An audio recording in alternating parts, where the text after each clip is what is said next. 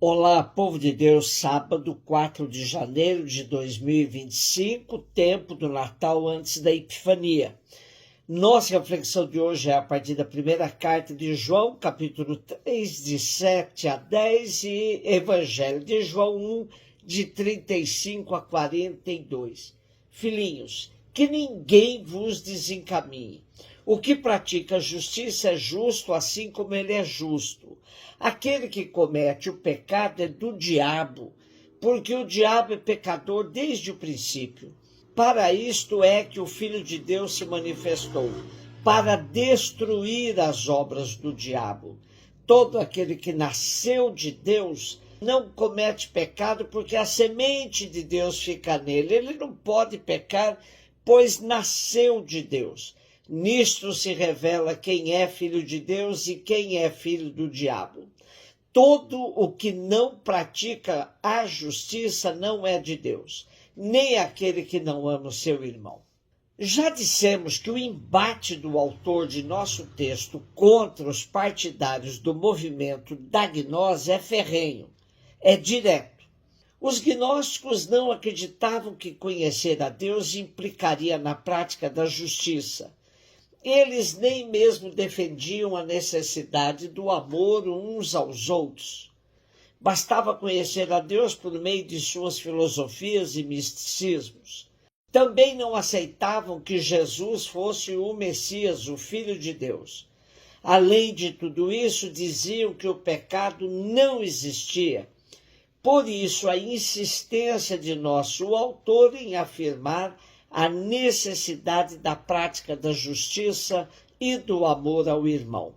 Teoricamente, pode parecer absurdo que alguém diga que ama a Deus e odeia o seu irmão, mas a prática de muitos comprova tal realidade. Há até quem mate usando o nome de Deus. No Evangelho de João, capítulo 16, versículo 2, por exemplo, encontramos Jesus prevenindo seus discípulos, dizendo: virá o tempo quando quem os matar pensará que está prestando culto a Deus. Usa-se o nome de Deus em inúmeras ocasiões de nossa vida cotidiana, mas não vemos uma consequência tão clara disso nas relações humanas. Daí que a definição de João nesta sua primeira carta seja tão oportuna e atual. Conhecer a Deus é praticar a justiça. Uma fé que não se traduza em gestos concretos poderá até se transformar em fanatismo religioso ou crendice. Portanto, é preciso assumir com coragem o combate àqueles que dizem que amam a Deus, mas defendem o armamento. João 1, de 35 a 42.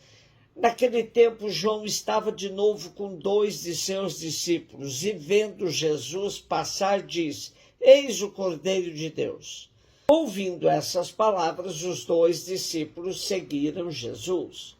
Voltando-se para eles e vendo que o estavam seguindo, Jesus perguntou: o que estáis procurando? E eles disseram: Rabi, que quer dizer mestre, onde moras? Jesus respondeu: vinde ver. Foram, pois, ver onde ele morava e nesse dia permaneceram com ele. Era por volta das 4 da tarde. André, irmão de Simão Pedro, era um dos 2 que ouviram as palavras de João e seguiram Jesus. Ele foi encontrar primeiro seu irmão Simão e lhe disse: encontramos o Messias, que quer dizer Cristo. Então André conduziu Simão a Jesus. Jesus olhou bem para ele e disse: tu és Simão, filho de João, tu serás chamado Cefas, que quer dizer pedra. João descreve os 7 dias da nova criação. No primeiro dia, João Batista afirma: no meio de vocês existe alguém que vocês não conhecem. Nos dias seguintes, vemos como João Batista, André, Simão, João, Filipe, Natanael descobrem a Jesus. No relato de João, o último dia será o casamento em Caná, onde Jesus manifestará a sua glória.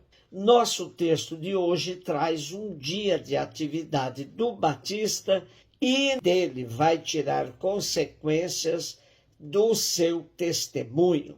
Quanto aos vocacionados, João tem uma maneira toda especial para descrever o chamado dos primeiros discípulos de Jesus.